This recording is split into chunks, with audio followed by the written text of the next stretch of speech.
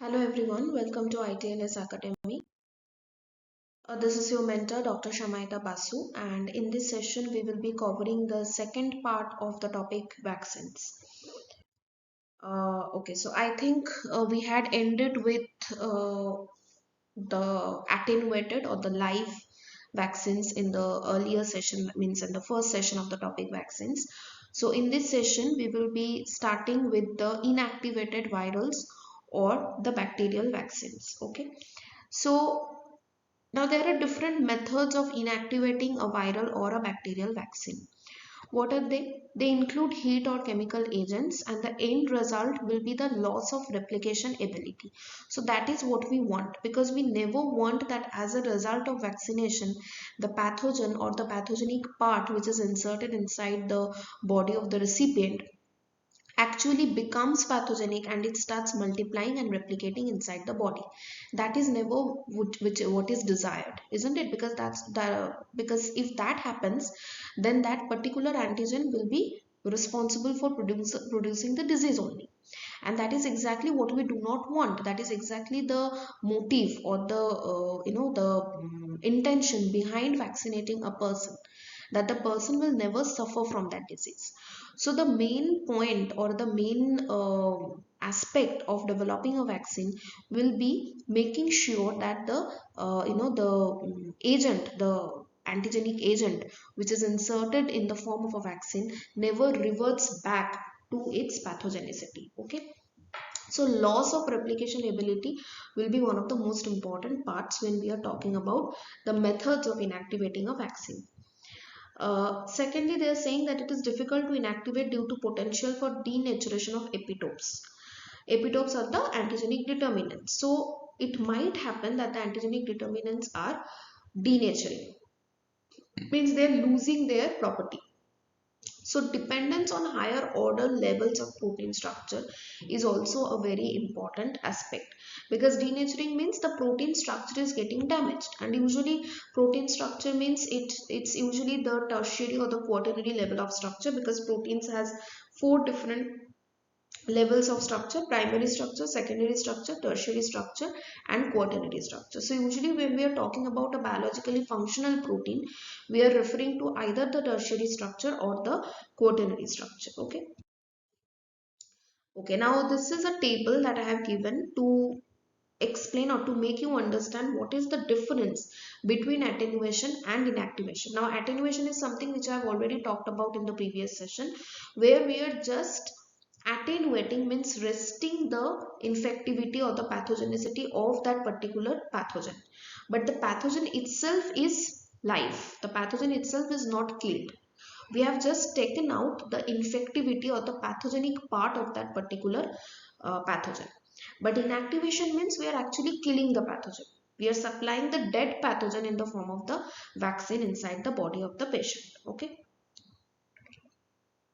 Okay, so what are the points that I have mainly mentioned over here in the table? Let's see. First is production.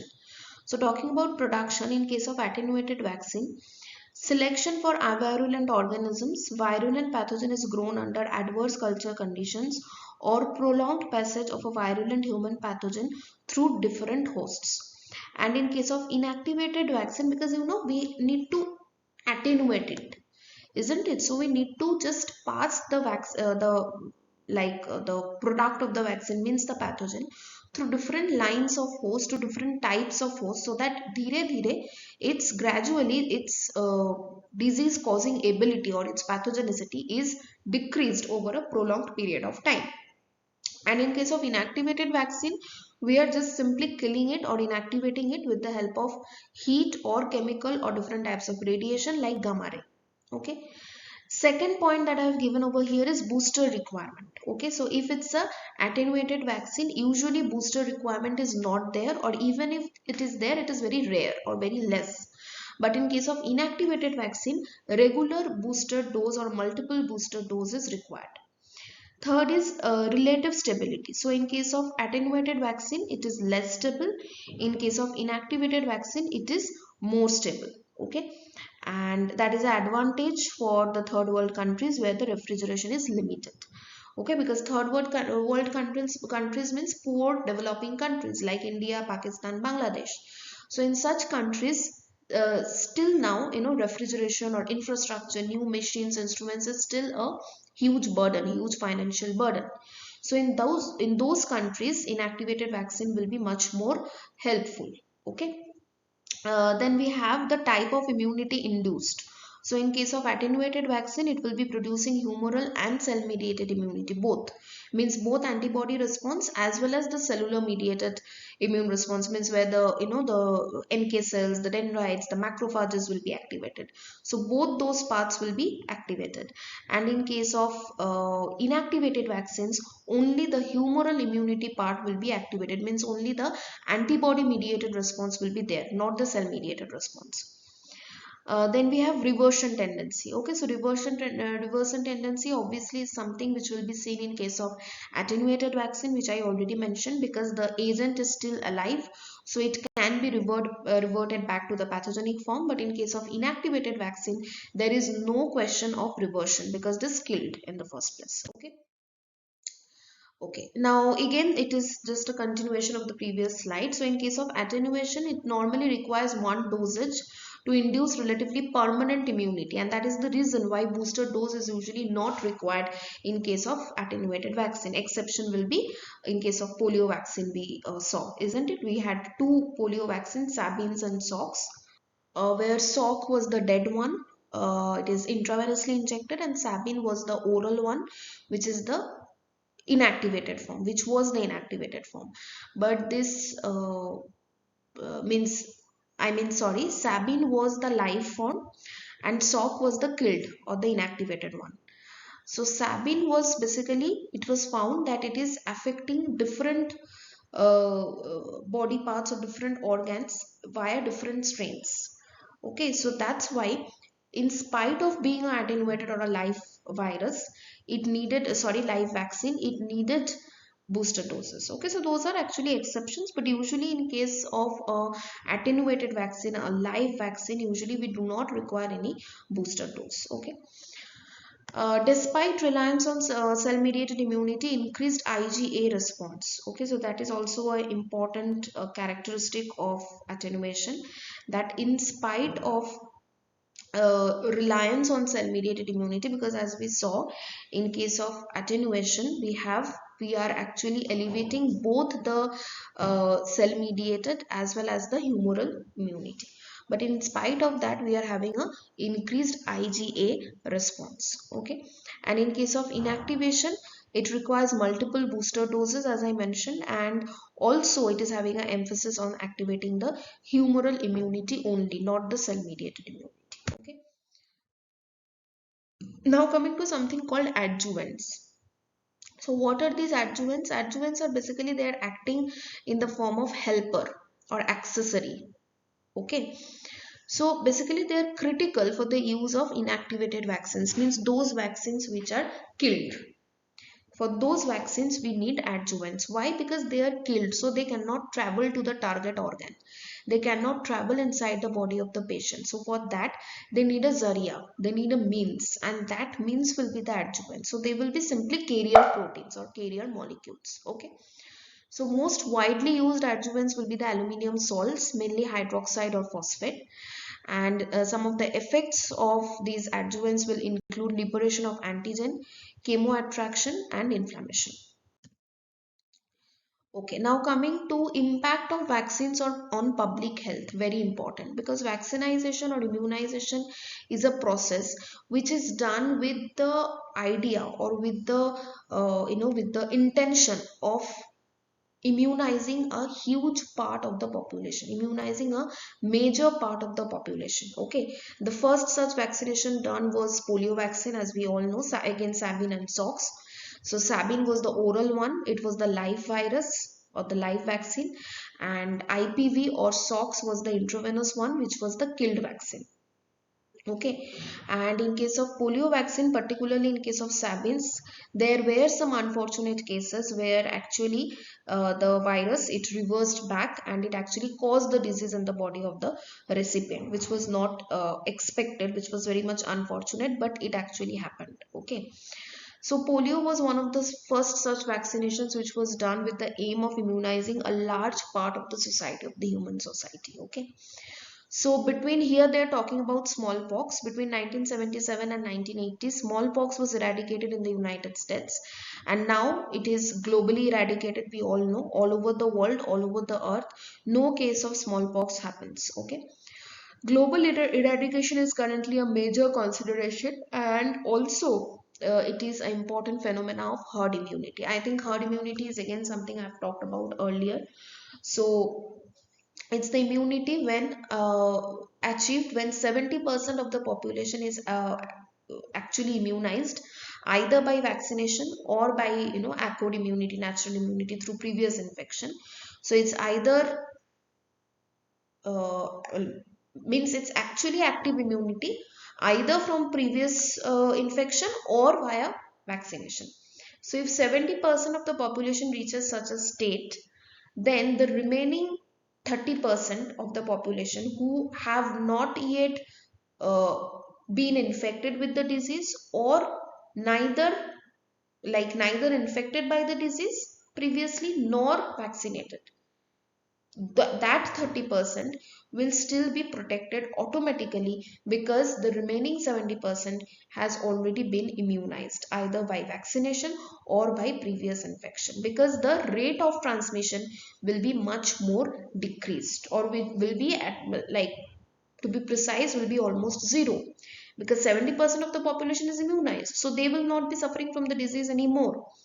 So for the remaining 30% to become infected, there need to be some source of infection, right? And that source of infection will not be there because 70% is already immunized. Okay. So, and also we have measles. Measles is almost eradicated, we can say, but not totally. But yeah, and also we have TB, tuberculosis, that is also almost eradicated. Okay. Like our government has taken an initiative to at least declare India as TB free in the next upcoming 5 to 6 years. Okay. Okay, so this is basically a chart which is showing us the different recommended vaccinations that we should take if we are between the age of 60 to 64 and 65 plus. Okay, so let's see what are they. First disease that we need to take vaccination against is influenza, which is a flu disorder, we all know. So if the person is between the age of 60 to 64, then one dose every year will be sufficient. And if he or she is more than 65 plus, then also one dose every year will be sufficient. Okay. But there is an important note that there are a number of vaccines available for different age groups, and that change each year. Okay, because each year every vaccine should be upgraded according to my opinion, because all these bacteria, these viruses, they are constantly upgrading themselves. They are constantly mutating. They are constantly changing some of their sequences. They are constantly mutating. So it's very important, in order to be at par with these bacteria and vaccines, they're very much intelligent. They're even intelligent than us. Okay. So we need to also be at par with them, and so for that we need to continuously modify our vaccines that we are coming up with. Okay. Then the next disease that we have is diphtheria, tetanus, and pertussis. Pertussis is also known as whooping cough disorder. Okay. So in this case, what are the vaccinations that we need? One TD, which will be tetanus and diphtheria combined. Both the tetanus toxin and the diphtheria toxin will be there. Booster will be required every 10 years. Then we have one dose of Tdap. Tdap will stand for tetanus, diphtheria, and pertussis combined. All the three toxins will be there. If we haven't had one as an adult, okay, then we need to take this dose.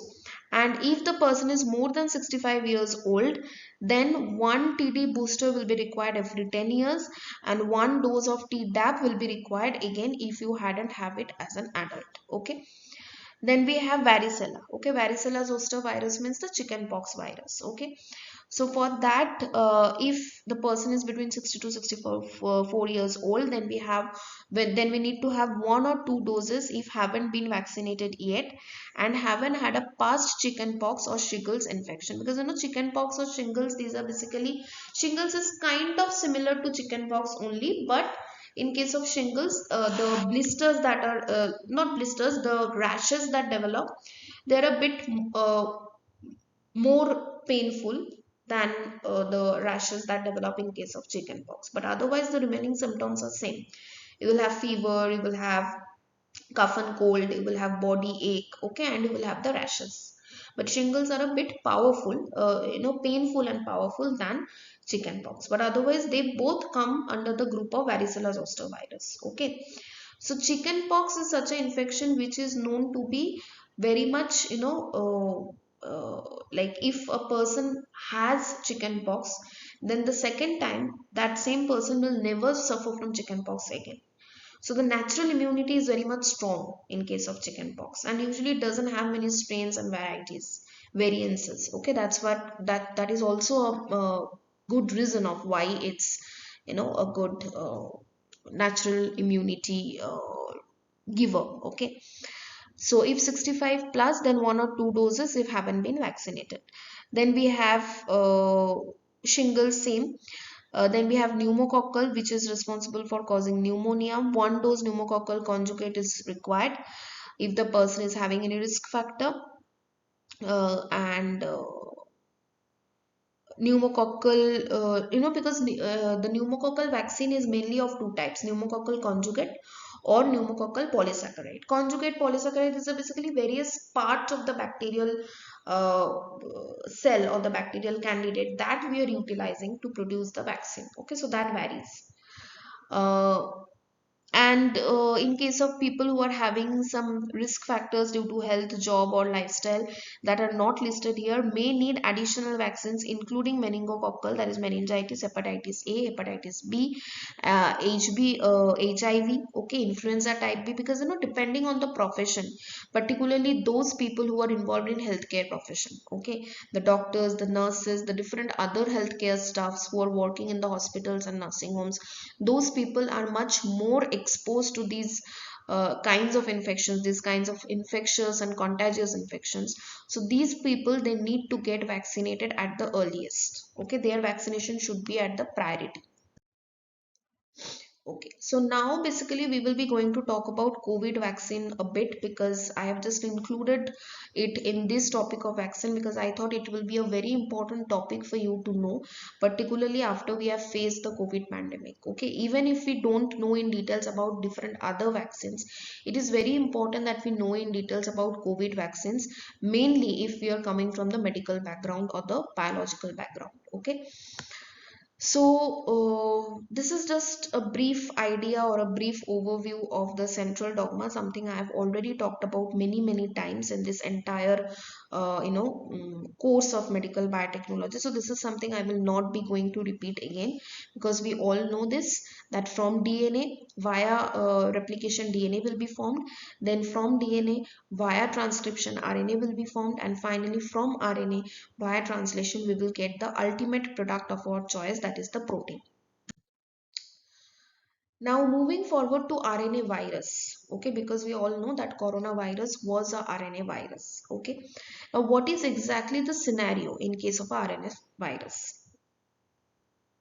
Okay, so as you can see, this is the scenario inside the host cell, and this is the virus particle, the RNA virus particle, which is going to infect this particular host cell. Okay, so first let's see what are the components when we are talking about a coronavirus or a typical RNA virus particle, means a virion.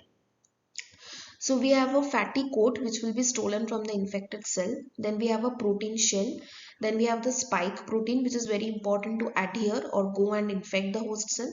And then finally we have the RNA coat, that is the genetic material. Okay.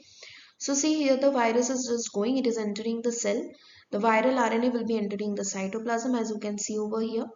Then it will be start making the viral proteins, and then the proteins will be assembling into the different viruses or the virions, means the infected infective virus particles. Then the cell will be releasing the viruses outside, and then it will be going and infecting the new cells, and that's how it will be spreading the infection to the nearby neighboring cells. Okay, now moving on, what kind of coronavirus vaccines have we made? Okay, So we will be talking about the foreign vaccines also, and our indigenous Indian vaccine also. Okay, so first vaccine that was made was by the adenovirus vaccine, means the adenovirus was utilized as the protein shell. Okay, and this vaccine was named as the Oxford or the AstraZeneca vaccine. Okay, so how they did in this case, let's see. They had an adenovirus protein shell empty of the natural virus DNA, because adenovirus means it's a DNA virus. So it is supposed to have the DNA genetic material inside the protein shell. But what they did was they only took the protein shell of the adenovirus, but it didn't contain any DNA. Okay, so this DNA is actually not there. Then, synthetic DNA coding for coronavirus spike protein was inserted into the otherwise empty adenovirus cell. So, this DNA that we are actually seeing over here is not the DNA of the adenovirus, of the original adenovirus, which was supposed to be inside the cell. This is actually the synthetically synthesized DNA which is going to code for the coronavirus RNA or the coronavirus protein. Okay, spike protein basically, because that is the most important protein in case of the coronavirus. So the virus shell is basically carrying the coronavirus spike DNA into the cell nucleus, as we can see over here, because it is a, we are talking about the DNA over here, not RNA. So if it goes into the cytoplasm, it will not work. It has to go inside the nucleus of the host cell, because it is the DNA. So from DNA we need to produce the DNA at first. We need to replicate, then only we will be able to get the RNA, isn't it? So it needs to go inside the nucleus directly. Okay, so that is what exactly is happening over here, as we can see. Then this coronavirus spike DNA will be making the spike RNA and the spike protein in the cytoplasm, as you can see in this diagram. So from this artificial viral DNA, we are getting the viral RNA, that is the coronavirus spike RNA. Then from there, we are getting the coronavirus spike protein. So that is it. The job is done.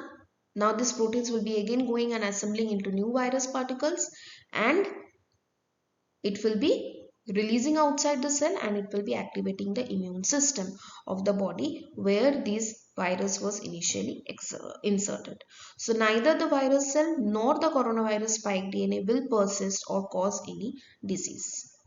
Okay, because virus shell means it is only having the virus shell, no adenovirus DNA is there. So there is no chances of getting adenovirus infection, isn't it? And the spike DNA which is there, that is of the coronavirus spike DNA, which is actually a RNA virus. Okay, so there will be no chances of any reversion or any disease. The second important vaccine, coronavirus vaccine that we had was the BioNTech vaccine, which was all, like produced by the BioNTech company. It was known as the Pfizer or the Moderna vaccine. Now this was a RNA vaccine. Okay. So what it will do, it is having a synthetic fatty coat which is similar to the cell membrane of the host.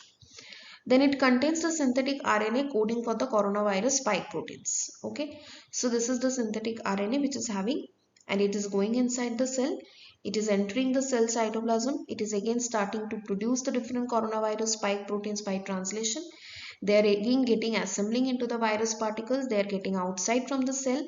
They are initiating or activating the immune system. And again in this case also the same thing, that neither the fatty coat nor the spike RNA will be causing any kind of disease. Okay. Then number 3, we have the Covishield, which was our vaccine produced by India. It was also a adenovirus vaccine.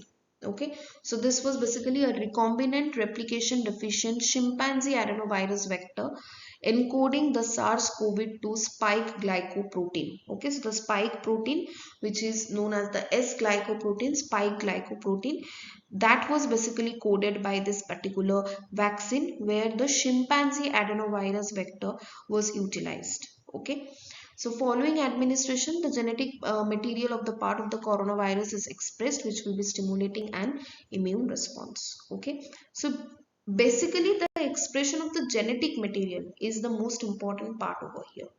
Okay, and it will be consisting of 2 doses of 0.5 ml each.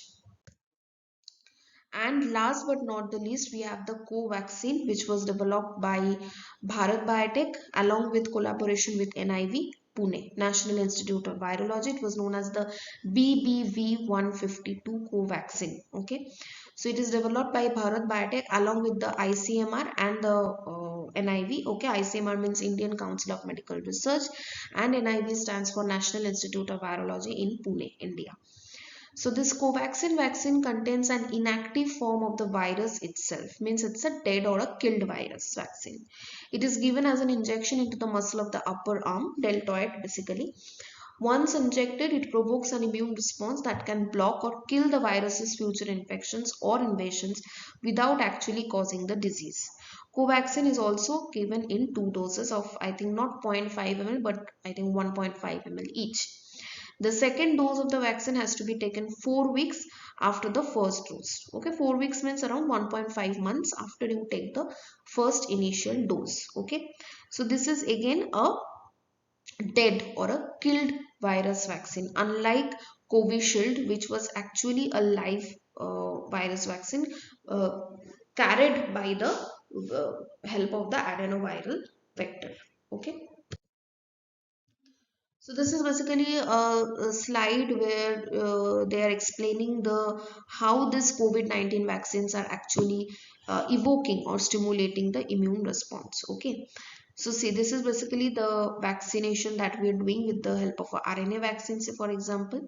And after some days, by translation, we will be getting the coronavirus spike protein. They will be produced, and after few weeks, these spike proteins they will gradually assemble and they will release from outside the cell. They will just start evoking the immune response of the body, that is the antibody response against this spike protein. So basically it's a humoral antibody mediated response. Okay, so gradually after 1 week the antibody response will be becoming stronger, isn't it? Because the virus particles are replicating, they are continuously transcribing and produce more and more of viral particles. So more and more the viral load, more and more the immune response, more and more will be the antibody response. Okay, so actually when the infection occurs, the memory cells will be activated and there will be a strong antibody response. As a result, the virus will be totally eradicated. It will not be able to produce the disease. Okay, and last but not the least, some important conclusions and considerations are there talking about the Oxford vaccine, like the first vaccine that we talked about, adenovirus vector जिसमें use हुआ था. So it is a protein shell from a harmless adenovirus into which synthetic DNA coding for coronavirus spike protein is added. So basically we have not utilized the adenovirus vector itself, we have just utilized the protein shell, the outer covering, and then we have taken out the DNA, the adenoviral DNA from the protein shell, and instead of that we have inserted the artificial synthetic coronavirus spike DNA. It is highly purified virus particle without contaminant or additional chemicals except possibly a harmless preservative. Synthetic DNA from the vaccine persists briefly in the cell nucleus, then the cell dies and the DNA is digested by the enzymes. And talking about the RNA vaccines, where the synthetic RNA which is responsible to code the coronavirus spike protein was used, okay, which was I think the case with Pfizer. It was surrounded by a synthetic fatty coat which actually resembled or mimicked the cell membrane of the host body. And this fatty coat which was used are actually very highly purified fatty particles without any contaminant or chemical, but it contains small amounts of polyethylene glycol, which is a uh, harmless chemical. Okay, PEG, polyethylene glycol. So this coronavirus RNA persists briefly in the cell cytoplasm and is then naturally degraded by the enzymes within hours. Okay, so basically it's a harmless procedures. And there are some other considerations also, like unlike previous generations of vaccines that are contaminated with other proteins or mixed with adjuvants such as aluminum sulfates, COVID vaccines are actually clean. There is no known mechanism by which vaccine RNA can interfere with our own genetic code, and there is no evidence from animal studies or clinical trials that this can occur. Because there was a point of time where these rumors, these myths were actually spread that it will harm our genetic code, they will lead to mutation in our DNA sequences, which are actually not true. And there is also no known mechanism by which DNA introduced into the cell by an adenovirus can interfere with our own genetic information, and natural adenovirus infections are commonplace and harmless. This is something we all know, isn't it? Adenovirus infection is something very common. It happens to every other person during weather change, during seasonal change. So it's something very common. So there is no remote possibility that it will go and cause some mutation or change in our own genetic code, in our own genetic DNA sequence. Okay, so that is it. So four major types of COVID vaccine is what I talked about. So one was the Oxford vaccine, where they're utilizing the adenovirus, just the protein shell from the adenovirus. They're removing the DNA and they're inserting the synthetic COVID virus DNA. Then the second type was the Pfizer, where they're just mimicking the fatty coat, which is going to mimic the cell membrane, and then it is just going. It is basically the RNA virus, which RNA vaccine, which is going and coding for the coronavirus spike protein. Then we had our two indigenous Indian vaccines. One is the Covaxin, which was made with the help with the sponsorship from Bharat Biotech, which is actually nothing but a killed virus vaccine. Okay, and before that we had Covishield, which was a live virus vaccine, but there we utilized the adenovirus vector from chimpanzee as the vector.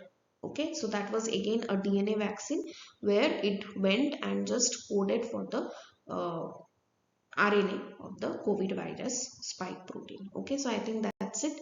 Thank you. Please like, share, and subscribe ITLS Academy. Thank you.